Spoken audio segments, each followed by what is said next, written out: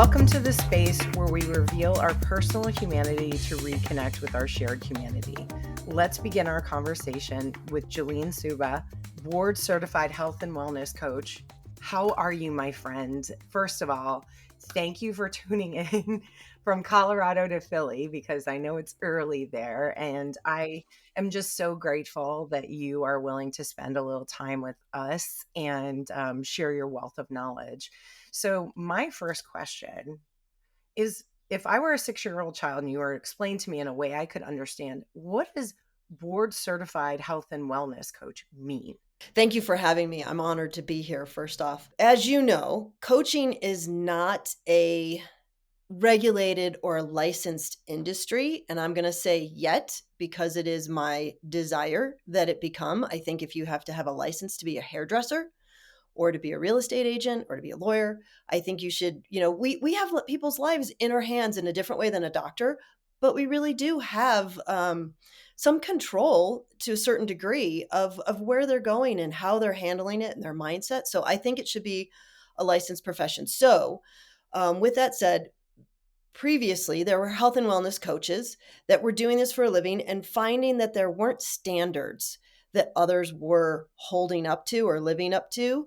And so they created the National Board of Health and Wellness Coaches, and they started working with the American Medical Association, and they created a board exam that I had to pass in order to become board certified. Let me ask you, because I just, took the ICF professional certified coach and passed it. And for me, Congratulations.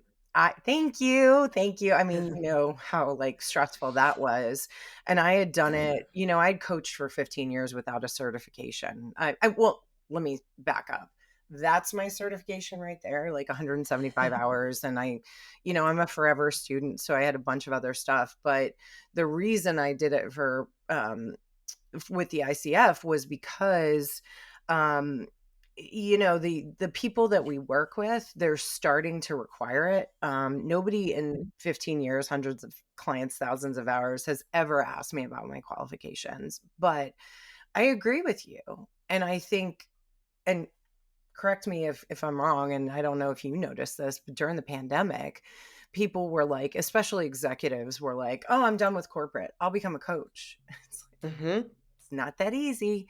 Right. And I don't know if the board certification test was the way the ICF is, which 81 scenario based, you have to pick the best and the worst and all of that. So how does it shake out for the board certification?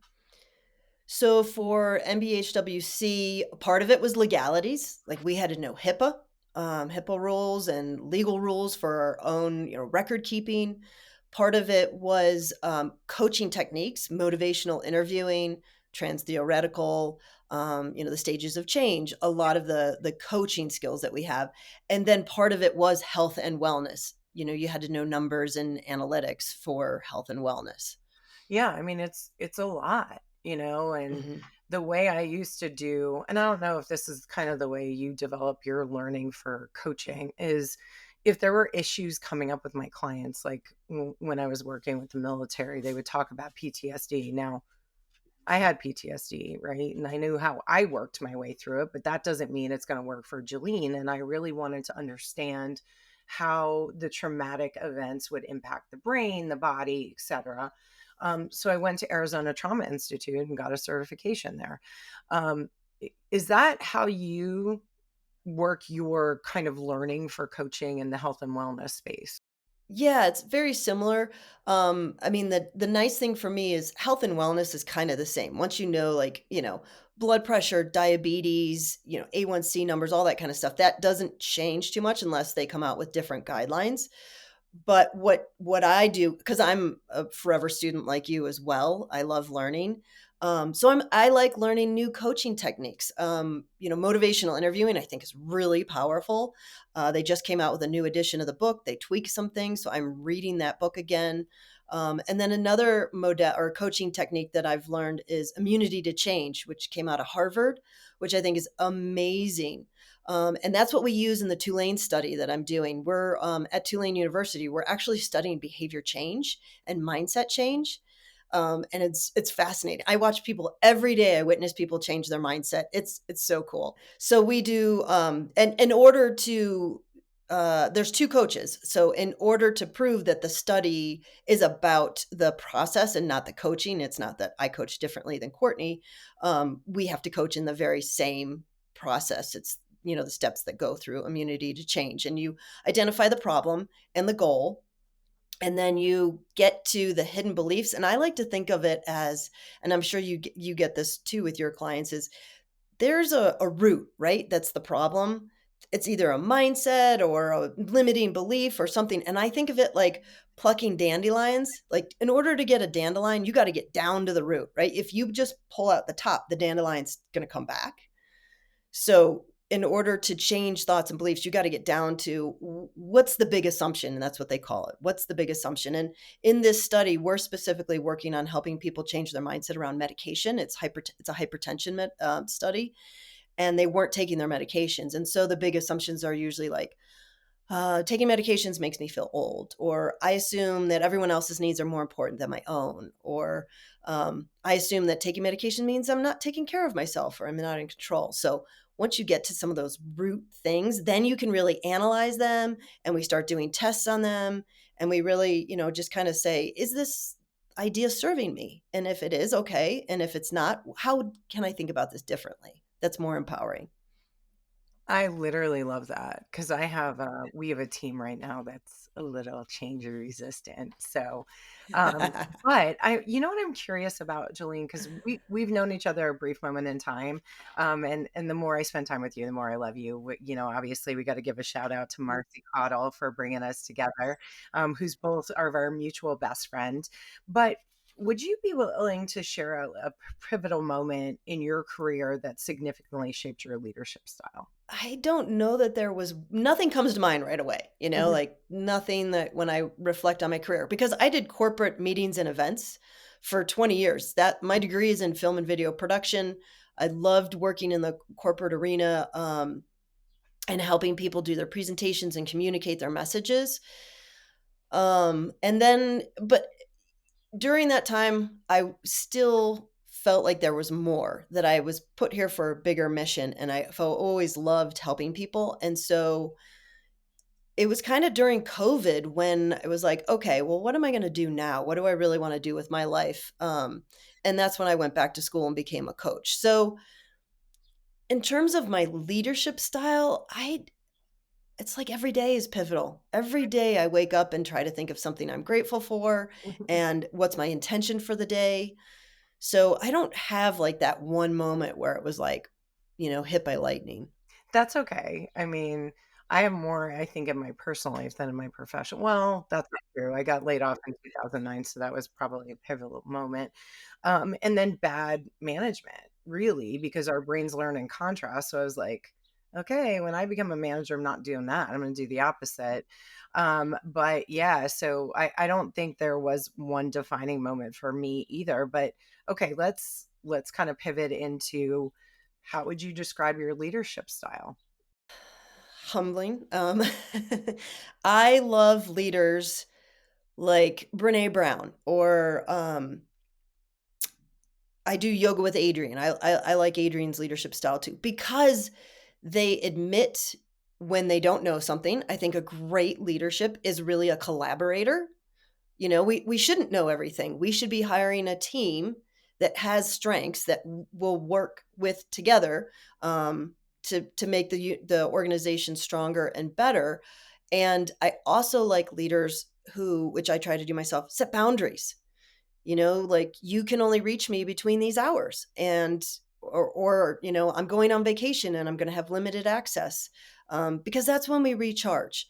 And you have to lead by example, and it trickles down. And if you can live those morals and values and mottos, then your employees see that, and hopefully that, you know ripple effect helps them be better too. What I'm observing of the world is that a lot of these old paradigms and structures are crumbling. Like the thing that just happened with the MSNBC, where they brought on somebody who was conservative. It's, I don't. believe that the way we led is the way that we need to lead in the future. So I agree with that. And it's interesting because you were talking about every day, there's something that evolves your leadership. And when I interviewed Leonard Brody a couple months ago, he I said to him, "Tell me about a failure that was horrible, that just kicked you in the teeth, and how did you recover from it?" Because resilience isn't about falling down. We all fall down, right? It's about how you get up. And he said to me, "Kelly, I fail every day." And any entrepreneur that doesn't tell you that there's a dumpster fire happening every day, but there's also a success, is lying. He said, because he's a huge venture capitalist and best-selling author, speaker, all that stuff. And he said to me, when an entrepreneur sits in front of me and wants to get funded and they're like, "Yeah, I'm doing great." He's like, "I'm done."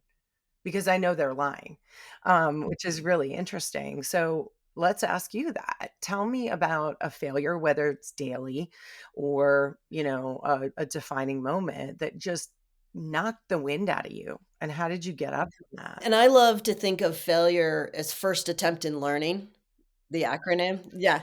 Yeah. So it's like, well, when was there a failure? Well, they were all learning experiences, but I will share I went through a really dark period when I was really in debt and just not seeing how it was going to ever, when was the break going to happen? And I was walking my dog and I'll get deep here for a moment. Hopefully this is okay for your audience. I thought about suicide.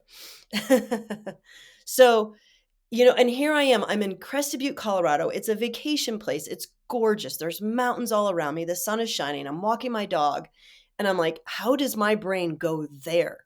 When I'm going through the options, well, I can get credit card or I can, ask for a loan or I can sell a property or like going through that little Rolodex in my mind and suicide popped up. And I was like, wow, that's wild because I don't generally have depression. I go to therapy for maintenance, I like to think of it, and dealing with my issues, but I'm not generally a depressive person and I'm not medicated for it.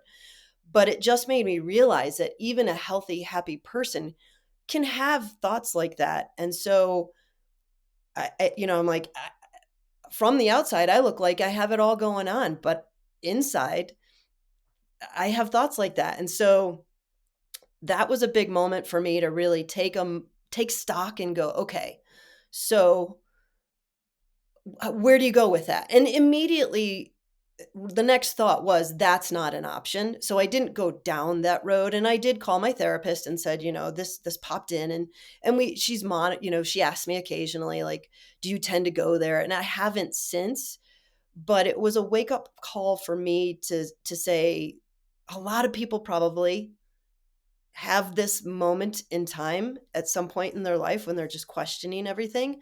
Um, I deal with abandonment issues like a lot of people, and that was where my brain went was that would be the ultimate abandonment. If that's what you did, if that was your exit, that's not an option for me. Just not an option. And so then it was like, okay, well, what can I do and how do I kind of climb back up from this?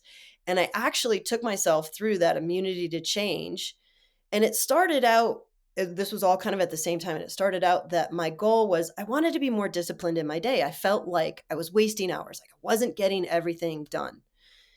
And when I worked through the map, my big assumption was that I loved myself conditionally. That Mm. if at the end of the day I hadn't done X, Y, and Z or checked off so much on my to-do list, I wasn't worthy of my own love.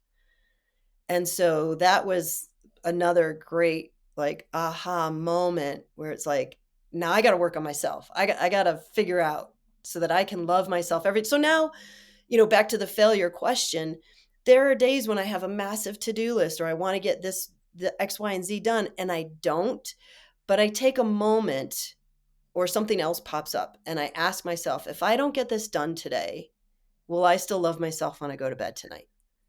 And the answer now is always a yes. But there was a period of growth in there when it was like, I don't know, maybe I better get this done. And so, 2 years later now, after doing the work, it's like, okay, I can love myself unconditionally. So yes, I fail Like you said, I fail all the time, but it's learning and I still love myself at the end of the day. And I love myself with all my faults. Thank you so much for sharing that. And, just so you're not alone in it. I mean, I've already told you this, but last year, so January 2023, when we lost our 5-year-old, 5.5-year-old golden retriever, between then and July, I wanted to take my own life 5 times. And, I was at home and was kind of formulating a plan and all of that. And then I was like, wait a second, this is not me. And luckily, I had a great psychiatrist in Dr. Phillips, and he's like, ran through the symptoms of menopause. And it was like, brain fog, yup. Amplified anxiety and depression, yup. Ran the tests. Sure as, I'll get out. I'm right in the middle of it. And they, luckily my primary care physician, who's amazing, Dr. Lily Gerson, she looked at me and she's like, okay, we have this medication for hot flashes and mood, and then we're going to put you on HRT, which a lot of women who are a little more seasoned than we are were like, don't do HRT. That's so bad for you, and blah, blah, blah, blah, blah. And I said that to Dr. Gerson. I was like, why are they all telling me this? And she said, it's old thinking. She said, there's not a lot of research on menopause. If we were men, there would be a Pez dispenser, a patch, a vape, whatever. But once they got me on the medication, I think it was 24 to 48 hours. I haven't had a thought like that. And as a health and wellness coach, and my work, one of the things that I do is help ground people in their somatic body, their energetic body, their emotional body, because a lot of times when we're in trauma, our bodies, disconnect from our brains and all of that. But there is value in what our bodies are telling us, what our energy is telling us, and what our emotions are telling us. How does that kind of realm, how do those realms show up in your work? Yeah, I think intuition is our it's our magic, right? It's our secret sauce. And so I really try to help people tap into that. I got asked the other day, do I encourage people to use like devices? Because sleep is something I specialize in. And I said, no, I really am not a fan of them because I find that my clients get too dependent on it. They wake up and they look at the Aura Ring or the Garmin and they go, "Oh, it says I didn't get good sleep. So I feel horrible today."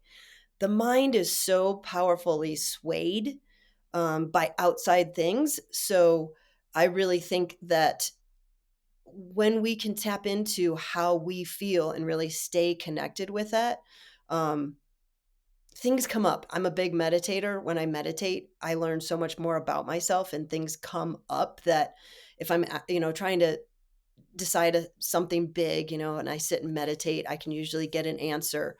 So I really, and I also see too in health and wellness, a lot of times people are eating for comfort. We're all big comfort eaters, or, we all have vices that try to take us away from the feelings or emotions we don't want to feel. But it also takes us away from being in touch with ourselves. And when we take that time to really listen to ourselves and be in touch with how we feel and embrace all of our own emotions, it's a lot easier for the growth, I think, and for the change to happen. So I hope that answers your question, but I really do believe that, yeah, we gotta be in touch with our own emotions. And, I was listening to this, like you were saying, we learn in opposites, and we can't have the highs without the lows. So I'm at a point now where I'm really trying to embrace the days where it's, like a blue Monday, like, okay, well, this too shall pass. Tomorrow is another day. Absolutely, and you did answer my question, and I was thinking about when, we figured out that I was in menopause, and the first thing I said to Dr. Gerson was, "Listen, the essence of me is a big kid that's mischievous, likes to have fun, and wants to change the world. This is not normal." And I wouldn't have been able to pinpoint that if I didn't, like, I always call it like a disturbance in the force. But I think to your point, I don't like using devices either. Like, I don't. I think, it's the influx of social media, right? I always tell my clients, like, if you're stressed, you need to put the phone down, go on a fast, right? Because a lot of people don't understand that companies like TikTok, Instagram, etcetera, they hired engineers from Las Vegas who program slot machines to design the algorithms for their social media feeds, and it's addicting, and they really want your eyeballs and they really want your money. That's the whole thing. How long can we keep their attention and how much can we get them to spend? It's that capitalist kind of, cycle that we're all in. But yeah, one thing I'm curious about is why did you zero in on sleep? Now, as somebody who has a sleep disorder, I have sleep apnea. I was diagnosed in 2010 and I use my mask every day. Even though I brought it from a 6 to a 1 with significant weight loss, when I don't use it, I feel like I wake up hungover, kind of drunk and brain foggy and all. Not that I'm drinking before bed, but it's just so why sleep? Yeah, so as I said, I love helping people, and that's why I got into health and wellness. It's something that I think I want I think we all deserve to be happy. And for me, happiness comes when I feel better.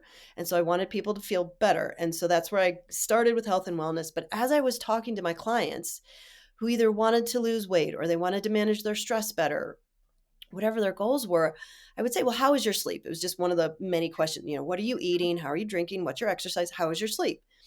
Inevitably, it was horrible.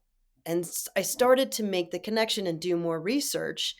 And if you're not sleeping well, it's really hard for your body to lose weight.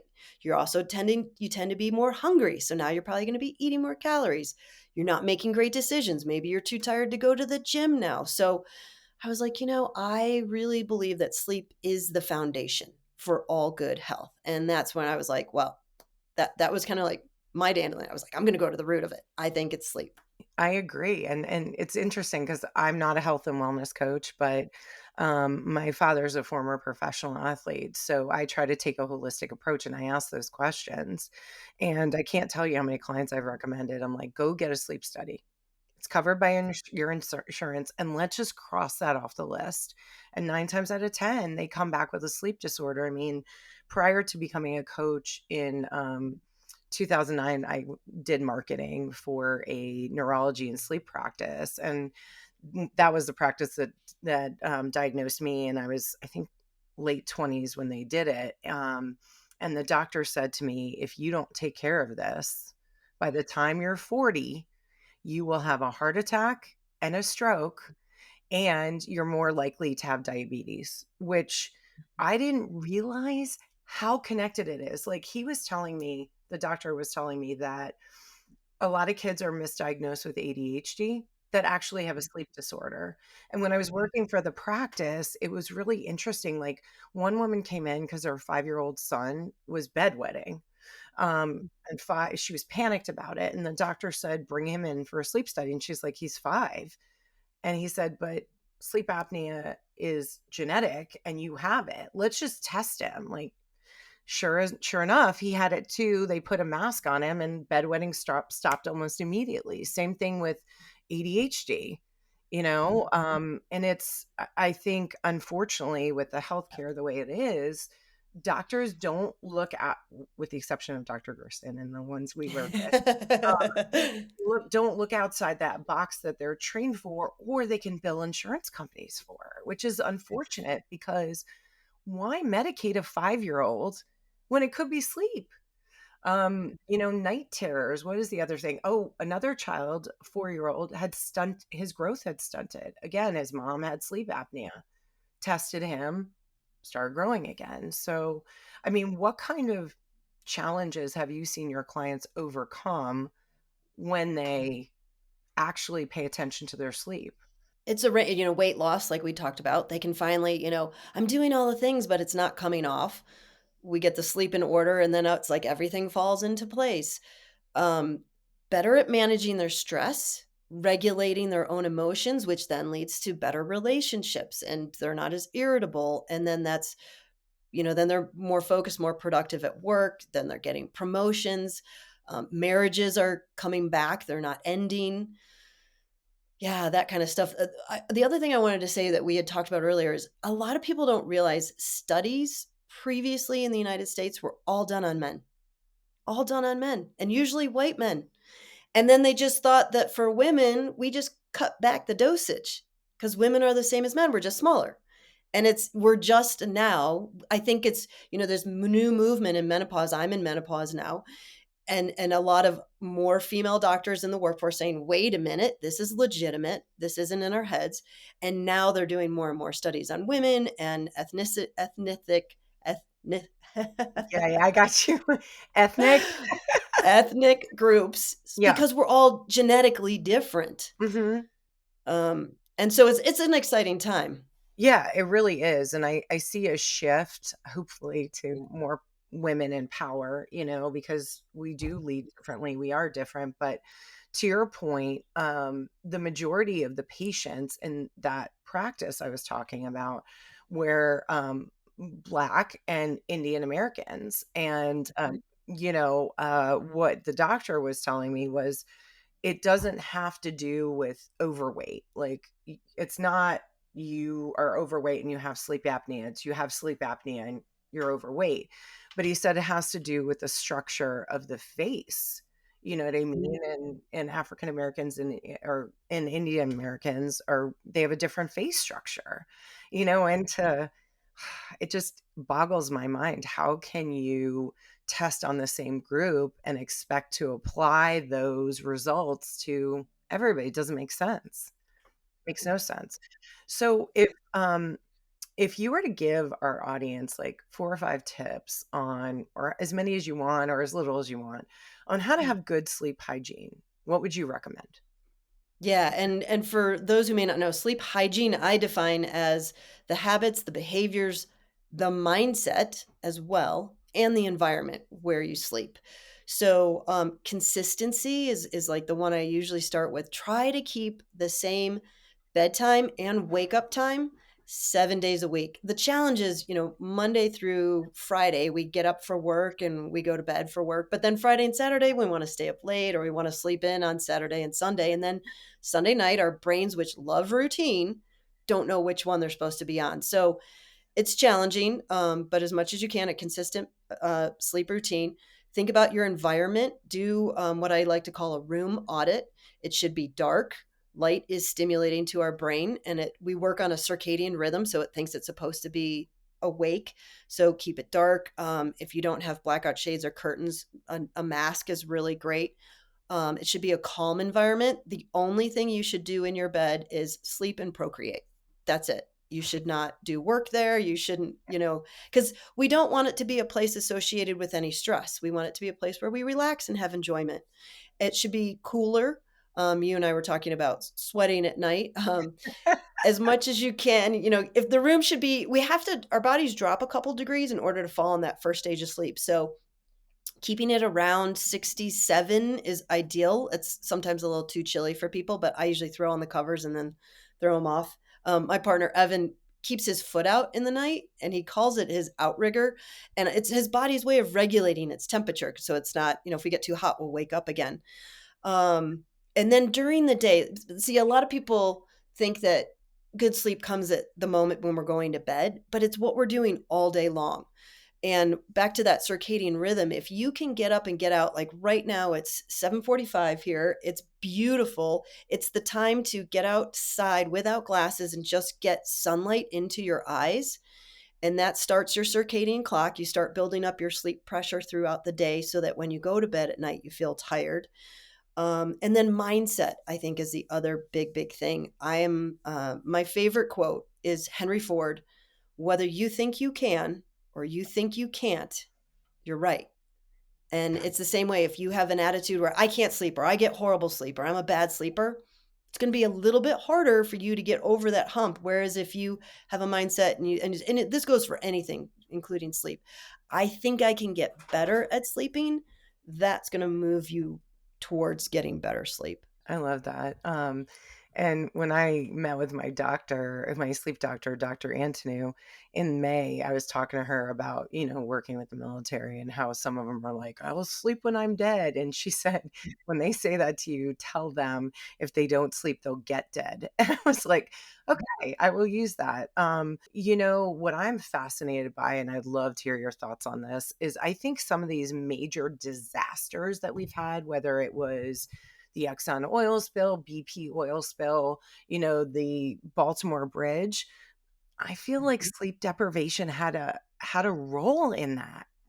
Absolutely. I just got chills when you said that too. It's back to the "I'll sleep when I'm dead." There was a study of, laboratory rats, and they deprived them of sleep. A rat like that in the lab can usually live 2 to 3 years. These rats died in 32 days. So we literally need sleep to live. So, and they are showing now that sleep deprivation, it causes car accidents. I think I agree with you. I think it plays a role, and I think that people are so doing all day long, and that "I'll sleep when I'm dead" mentality, or "I don't have time to sleep" is another thing that I hear. It's like you have to. If you don't sleep, everything else in your life isn't going to be as good. So, we do see when people are getting, and it's recommended, I should say, it's recommended 7 to 9 hours.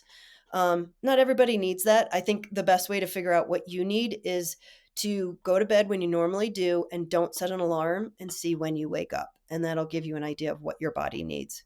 Yeah, I mean, I'm smiling because I always think that we get the conversations people we need in life. And I just recovered from COVID for the first time, made it through the pandemic, and got it, flying out to San Diego to work with a client. But what was interesting was, like, I had this overwhelming guilty feeling of resting. And my mentee said to me, "Have you ever read Rest is Resistance by Trisha Hersey?" And I was like, "No."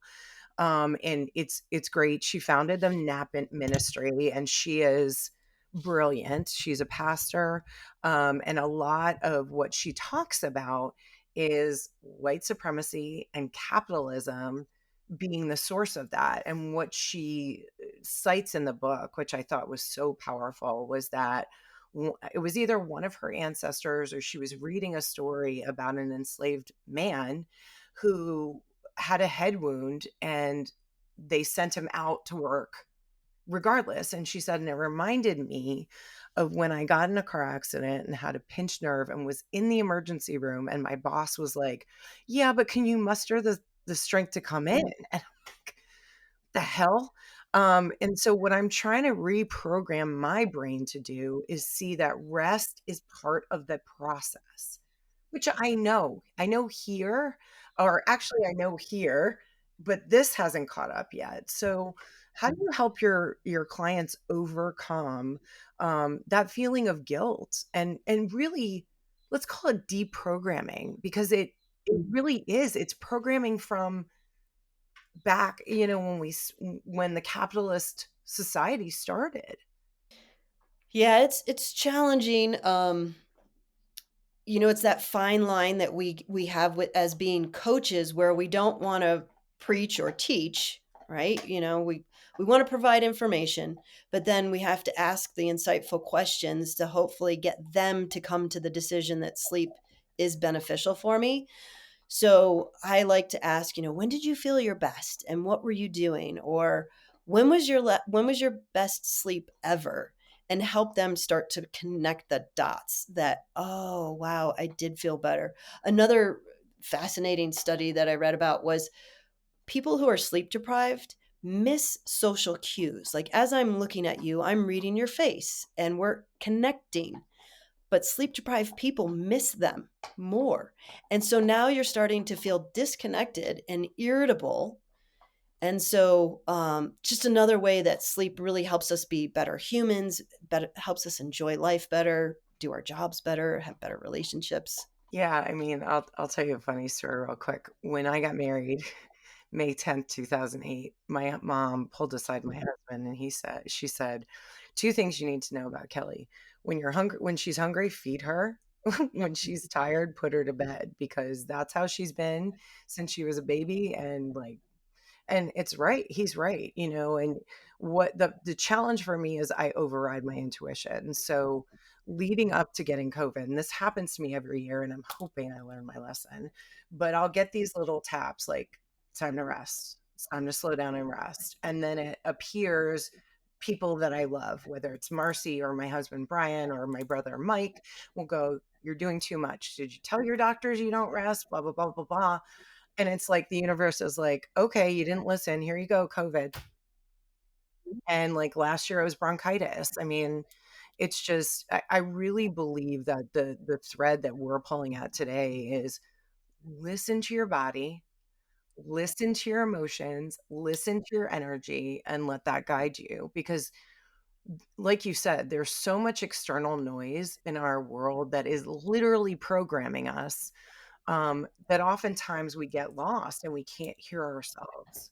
So, are you okay with some rapid fire questions? Are you okay with Sure. Okay. So, what's your favorite comfort food? Cheesy puffs. Well, I used to love like Cheetos and like just the really big puff. Not the Cheetos that are wrinkly and Yeah. small, the big puffy ones. Okay. Um, but then I read the ingredients, so I was like, okay. And I don't believe in deprivation. I think everything in moderation. So I was like, okay, how can I still have the cheese? It's the crunch and the cheese. So I get oh, I think they're Janes or something they're called. A health foods, most health food stores have them, and you have to experiment because not all of them are great, but that's my go-to. Okay, cool. I love that. And I love those. I've switched over to the cauliflower cheesy puffs. They're in some purple bag. I don't know the brand. So, what books are on your nightstand? So I'm currently reading Motivational Interviewing, the fifth edition. I am reading Think and Grow Rich, Napoleon Hill. I just finished. I was in Martha's Vineyard last week, and then so I'm reading Martha's Vineyard Mysteries as another one. And then the one that I just dove into is the library book. And I wish Susan, I can't remember her last name now. But it's all about the library system. And she talks about there was a massive fire in the Los Angeles library in the 90s, and it was the exact same day that Chernobyl happened. So not a lot of people know about it or heard about it because Chernobyl was all over the news. And so she uses that as her thread and then talks about the libraries. And I love the library. Some of my fondest memories are going to the library with my mom as a little girl. Too. Yes. And I'd come home with I'd go up to the desk to the librarian and be like, I'm checking out my books. And she's like, you have too many. Your limit is like 10 or something.